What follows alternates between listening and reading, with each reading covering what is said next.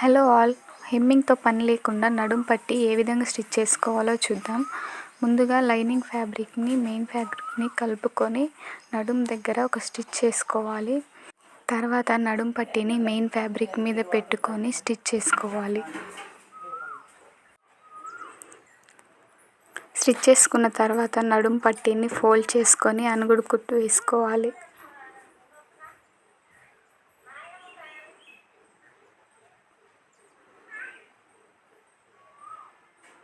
ఆ తర్వాత వేసిన పట్టీని లైనింగ్ ఫ్యాబ్రిక్ వైపు ఉంచి స్టిచ్ చేసుకోవాలి.